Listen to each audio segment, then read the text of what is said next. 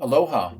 Today we're going to practice a sequence to relieve stiffness in the hips, the groins, and the lower back. For our practice today, you'll need to have a brick or something similar to a block or maybe a book, thick book, a couple of blankets, and a belt. You see I've taken one blanket and opened it up on my mat. Since most of this practice is done on the floor, it can soften the floor for you. But of course, you can do it just on your mat. I'm also using the wall for many of these poses. If you have a wall, it can be a lovely way to practice these. But if you don't, you can do the poses without the wall. We begin in Supta Tadasana. Come down slowly with bent knees onto your back. Move the flesh of the buttock bones toward the heels as you take the sides of your trunk and the front of your trunk up towards your head. If you need a blanket under your head, so that your chin doesn't point to the ceiling, you can use that now.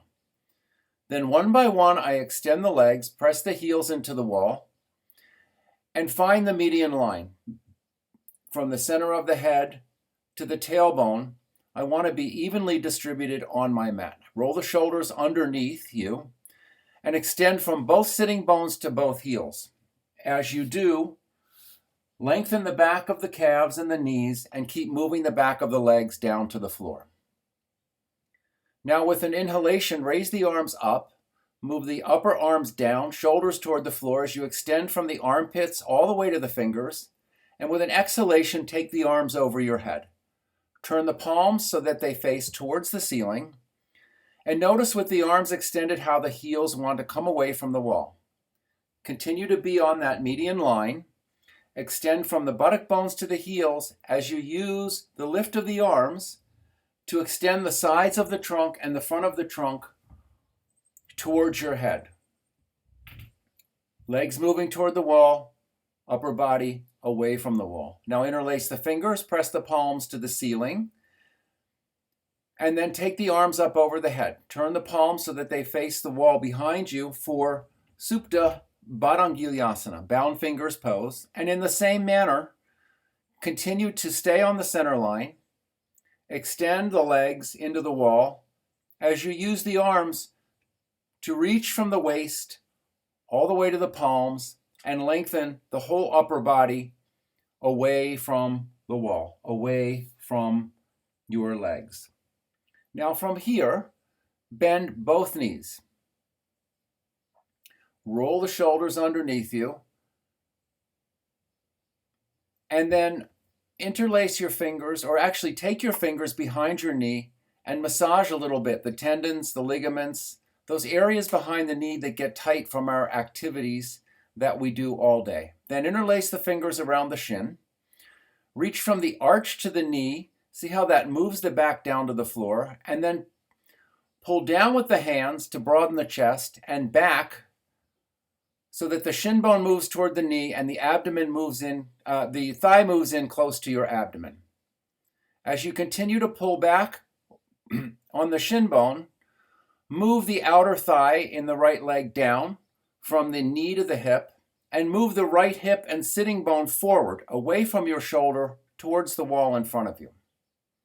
Then release and do the other side.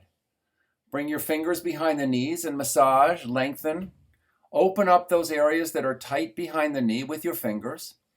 Keep the big toe of the right foot down so that the right knee doesn't fall out to the side. And then interlacing the fingers, again, pull the shin bone back as you reach from the arch to the knee. And pull down with the hands to keep the shoulders down toward the floor. As you bring the knee in closer toward the chest, the thigh in closer toward the abdomen, again, stretch down the outer left thigh from the knee to the hip, and as you stretch down, move that hip and buttock bone away from your left shoulder toward the wall to really create space in your hips. Now, we're going to repeat the pose with a straight leg. The left leg is straight, the right leg comes in again. If it's too much stress on your back to have the leg straight, keep the left knee bent and then pull the right leg in again. Continue to reach the outer right thigh towards the hip and move the outer right hip towards the wall in front of you. And now the other side. So the right leg is straight here. If you need to bend it because of your lower back, do so.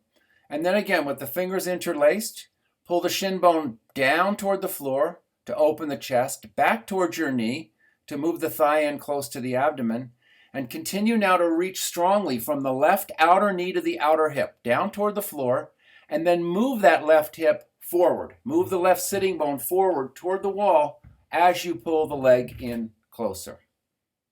Return to Supta Tadasana and notice the difference in your two hips. Now, from here, you're going to roll to your side if you need to, or just get your belt if it's handy. And then returning, come down with bent knees again. Move the buttocks toward the heels, stretch the trunk away from the waist, and extend both legs into the wall for Supta Tadasana again. Now, for the next pose, okay, you can also keep one knee bent. You're going to start the same way. So if you kept the knee bent before, you will. Otherwise, you straighten the left leg, pull the right leg in, and this time put the belt around the bottom of your right foot. We're using the toe mounds today so the muscles of the legs can lengthen. And from here, take the right leg straight up, just to 90 degrees for now. Move the shoulders down toward the floor. Keep the arms straight. And as you stretch from both sitting bones to both heels, pull the left hip in towards your body. Stretch from the right sitting bone to the right heel. Move the right thigh toward the sitting bone, toward the floor, but move the right hip forward and out toward the left heel. The foot moves toward the head, the thigh moves toward the wall. And then release and do the other side. Bring the left knee in. The right leg can be straightened or bent if your back needs that extra support. Keep moving the outer thigh down toward the hip, and then place the belt around the left foot.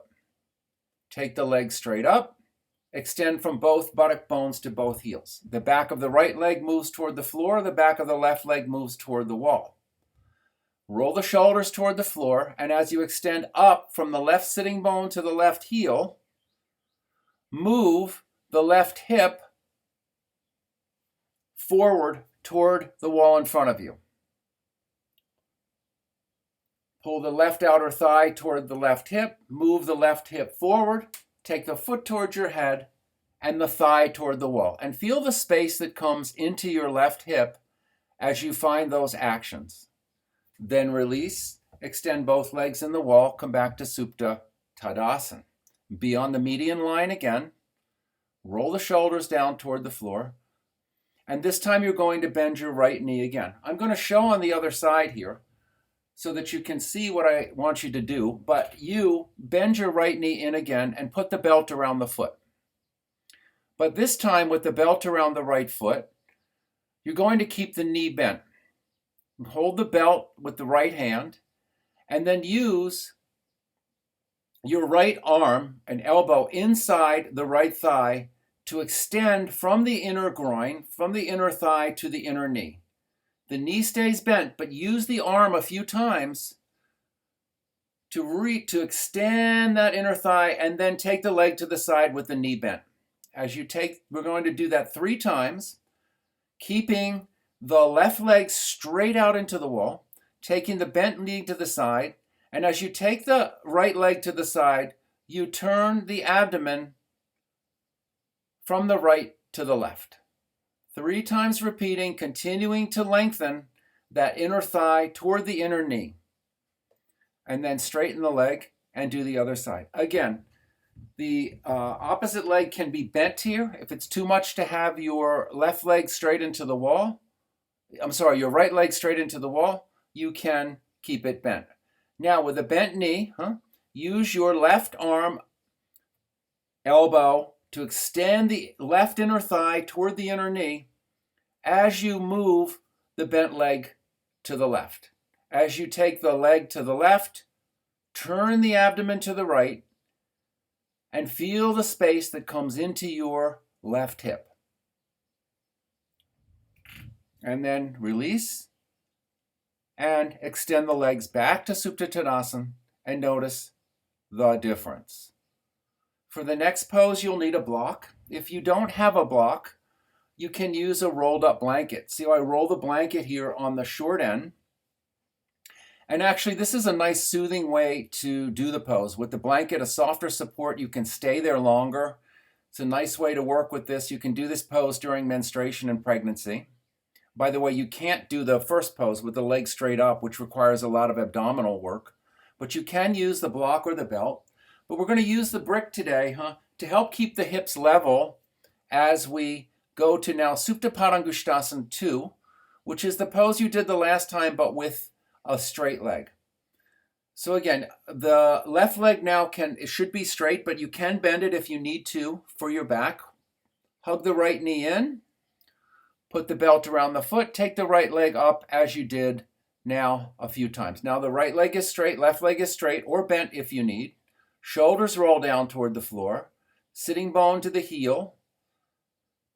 Pull the right thigh down from the outer knee to the outer hip and move the right hip forward toward the wall. Take both ends of the belt in the right hand and take the right leg into the side until you feel the brick catch the hip and move it away from the floor. Keep moving the right sitting bone toward the wall as you take the right foot up higher towards your head. Turn the abdomen from the right to the left to anchor the left hip down and keep the pelvis level. Come back up with a straight arm and do the other side. Notice here how my extended leg arm is also extended. The elbow is not resting on the floor here. I'm holding close to the foot so that the leg can stay straight. Now take the left leg up, have the brick under the left hip. Hold both ends of the belt in the left hand. Take the right arm out to the side for balance. And as you extend the left leg up, pull the left outer thigh down to the hip and move the left outer hip toward the wall. Begin to take the left leg to the left, turn the abdomen to the right to keep the hips level. As you take your foot up closer toward your head, continue to move your left sitting bone and your left outer hip away from your head, away from your shoulder, toward the wall in front of you, and again, discover the vastness that's available to you in your left hip, in your left groin. Also notice, as always, the difference between the two sides, the right and left. And remember that the source of the action is always on the weaker side. We always want to work with the side that needs more help first. Now, for the next pose, you bring your feet into the wall. If you don't have a wall, again, you can do this with your feet on the floor, as I'm showing here. But if you have a wall, it's a nice way. See how I come close enough to the wall that I can make a nice L shape with my legs, a nice 90-degree shape with both legs. Keep the buttocks moving, flesh of the buttocks toward the wall. And then bend your left knee, put the ankle on left knee, and put the left ankle on top of the right knee. Roll the left thigh out and stretch from the inner thigh to the inner knee. See how I use here my left hand to roll the thigh out and stretch the inner thigh toward the knee. Now on the right side, right ankle on the left knee, use your right hand to roll the right thigh out, and as you roll it out, stretch, lengthen, elongate that groin from the inner groin to the inner knee. The knee may or may not move forward to the wall, but if it does, the action comes from the hip. The knee does not change position. Now again, left ankle on top of the right knee. Use the left hand to roll the thigh out and extend the inner thigh. Now take your hands and the right hand holds the right foot, left hand holds the left calf. You can bring the right foot to the floor, or you can keep it on the wall. Now, hold the foot with the right hand and use the left hand again to roll the left thigh out and reach from the inner thigh to the inner knee. The foot moves closer to the head.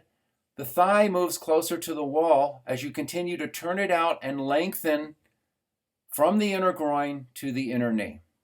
Do that a couple of times. And now the other side. The right ankle on top of the left knee. Hold the foot with the left hand, and then use the right hand to roll the right thigh out and extend the inner thigh to the inner knee. As you move the right foot closer to your head, keep moving the right sitting bone away from your shoulder toward the wall,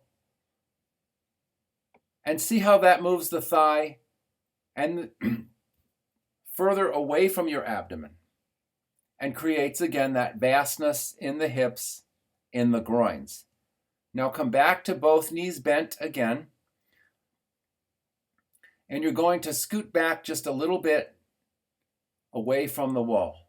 Now again, cross the left ankle over the right knee, hold behind the right knee, and repeat what you did in the last pose. Or come back now and cross the left knee over the right knee, hold the ankles,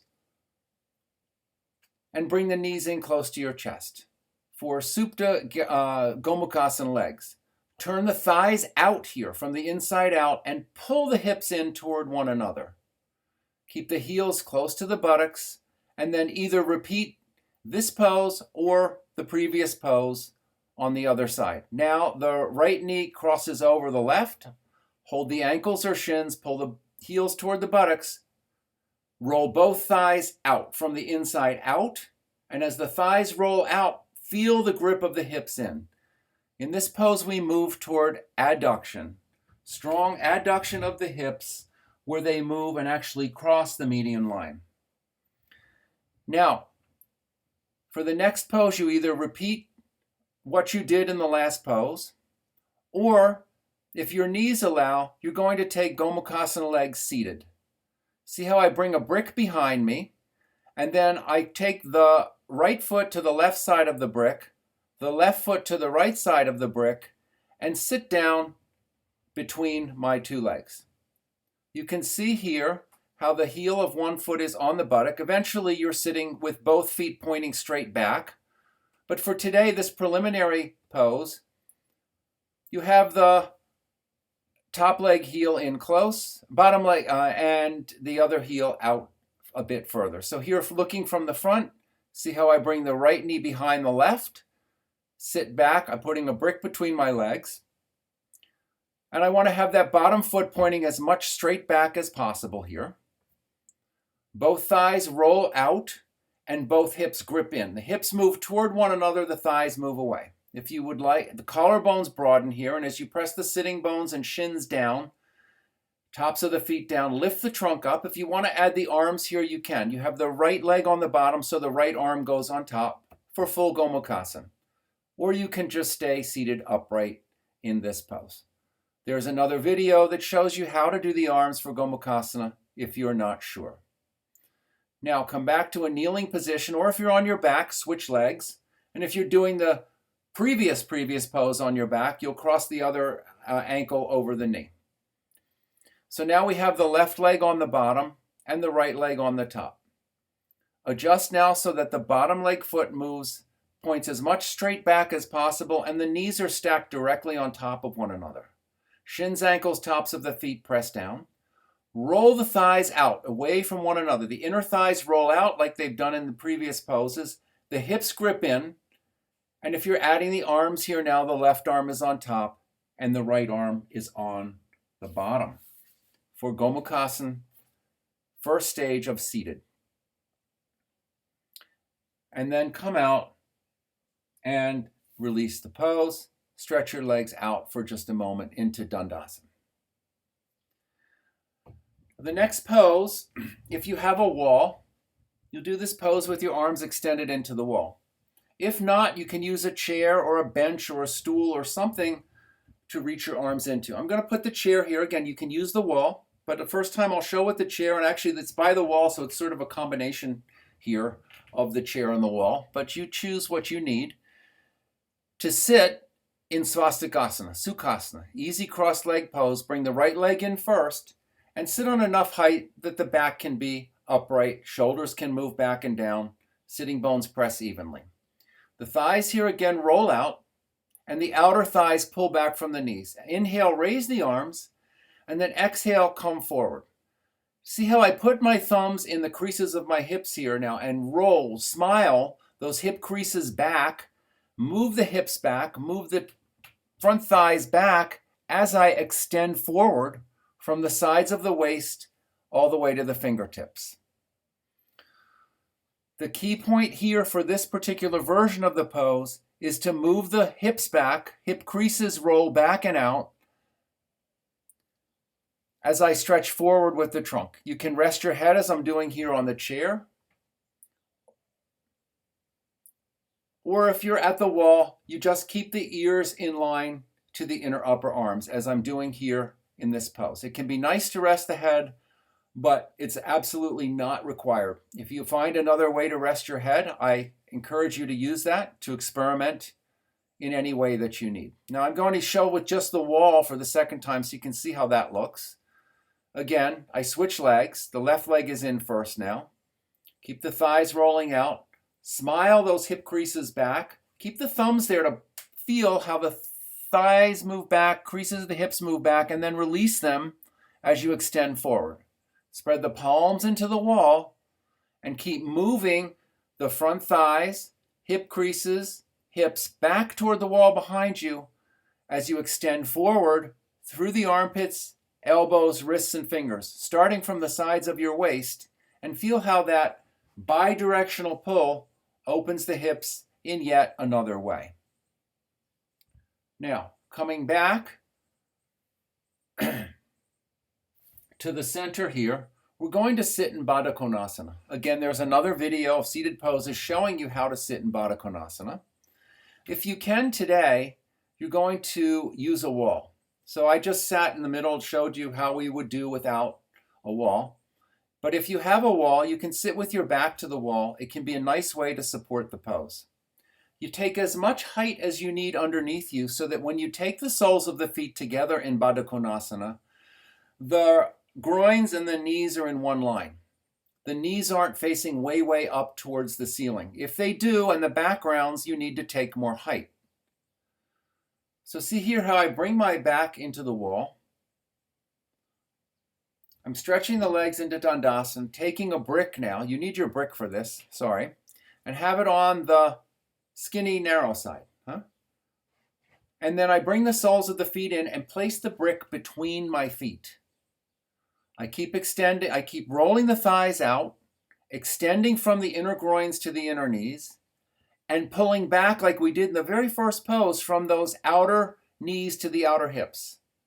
So the inner thighs go toward the knees, outer thighs pull back away from the knees. Now I'm adjusting the seat here, and you do the same so that you can sit upright.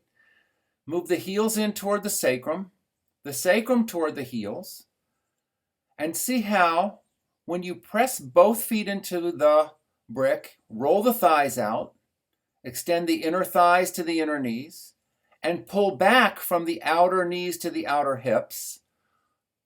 The knees begin to widen, and the femur bones can move deeper into the sockets. Those thigh bones move deeply into the hip sockets when you press the feet into the brick. Keep the shoulders back, tops of the shoulder blades down, lift the lower abdomen away from the thighs as you continue to deepen your experience in this pose. Notice which foot doesn't want to push as much. And again, make that the source of your action. Don't let up on the side that's working more. Make the side that's working less work more to bring an evenness and a balance. You see now I took the brick on the next side, the wider way.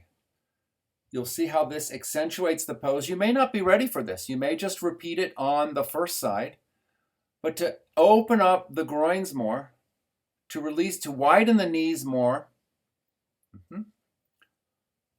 the wider brick can be helpful. Again, the thighs roll out, the inner thighs extend toward the knees, the outer thighs pull back in toward the hips. Feel the grip of the hips when the outer thighs pull back away from the outer knees, and the openness when you turn those front thighs from the inside out.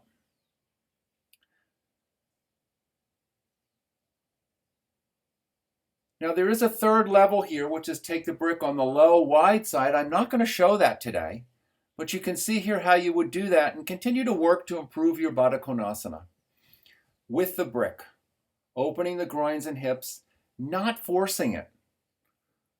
It's a slow process, and you work where you need to work. And see now when you return to Baddha Konasana, without the prop, what the prop has taught you. Have you been able to open some more space? Have you created more space? You can hold the feet here, or you can take the hands as I'm doing and press them down to lift the trunk up as you continue those Baddha Konasana actions, and notice how the work with the props has helped you today. From Baddha Konasana, we move to Upavishta Konasana. Again, the other video on seated poses shows more detail, but I use a blanket on this kind of corner edge if I'm going to use it, if I need it to sit upright. You might need 2 blankets, but use the corner of the blanket so the thighs can descend. Both legs extend here away. The legs are wide apart. They're not in splits, but they should be 4.5 feet apart. And see how I'm sitting behind the mat here so the heels can go on the mat. Press the hands down, lift the trunk up, broaden the collarbones, roll the shoulders back and down. Now, the outer thighs here smile back again, those hip creases rather, like we did in the previous pose. Roll the hip creases back, but the top of the thigh, knee, and shin face the ceiling. So most likely when you roll those hip creases back, you'll have to roll the front thighs in slightly so that the knees, thighs, and shins point directly up. Be on the center of the heel so the big toes point up, and extend those inner thighs out toward the inner heels. Now in this pose, it can be nice to stay by placing your hands on some height. I'm using a chair here. You could use a table or a bench or some other height, which will enable you to sit and stay and receive this slow, kind of juicy opening that you get by staying in Upavishta Konasana. This is the seated angle pose. You can also make the pose a bit more quieting by coming forward. If you choose to come forward, you'll want to rest the head in such a way that the head stays higher than the lower back, that you don't just come forward and round your lower back and bring your head down just to get the head down. So from a seated position here, you could use any support. Here I'll show with the chair first. I'm crossing my hands. You can cross your elbows. You can put a block or a blanket there and bring the head to rest. Again, I keep moving, rolling those creases of the hips back, stretching through the inner legs as I come forward. Here I'll show with a brick. I'm going to hold the big toes, bring the brick down, and then I can bring the hands down. But again, if you bring the head down, the priority here is to have the head higher than your back, not just your head down and your upper back rounded. So the pose can be done seated, upright with the hands on support, or coming forward into Adho Mukha Upavishta Konasana, downward facing Adho Mukha, downward facing Upavishta Konasana, according to your need and the openness in your body, what's available to you for any given day. The sequence is going to finish today with Urdhva Prasarita Padasana, the legs up the wall. If you don't have a wall, you can just take Shavasana. See how I sit all the way with my hips all the way into the wall? Keep the hips on the wall as I turn and take the legs up. Again, Shavasana is another option here, either flat on the floor with a support under the knees, support under the head, any way that is available to you. If you use a blanket under your head, always remember that it should touch the top of the shoulders as well as the back of the head so that there's no gap. It doesn't go under the shoulder, but it touches the shoulders. In Urdhva Prasarita Padasana now, have the palms facing up as you would in Shavasana. Roll the shoulders down toward the floor. Move both thighs down, outer thighs away from the outer knees so that they move down towards the floor, toward the outer hips. As you stretch the sitting bone up to the heel, move the outer thighs down and move the outer hips toward the wall. The same action that we've done all along and see the space again that comes available to you when you do that. Abdomen is soft here, diaphragm soft. Feel that lake-like effect in the abdomen. With the eyes closed, you'll finish your practice here and notice the effect that short practice had on your physical body, your breath, and your state of mind.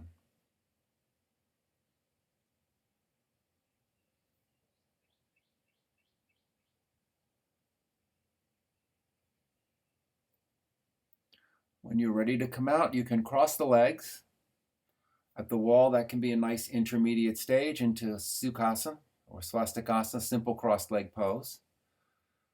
You can stay longer, of course, if you choose. And when you're ready, you slowly roll to your side and bring yourself up to a seated position. Mahalo and namaskar. I hope to see you all very soon.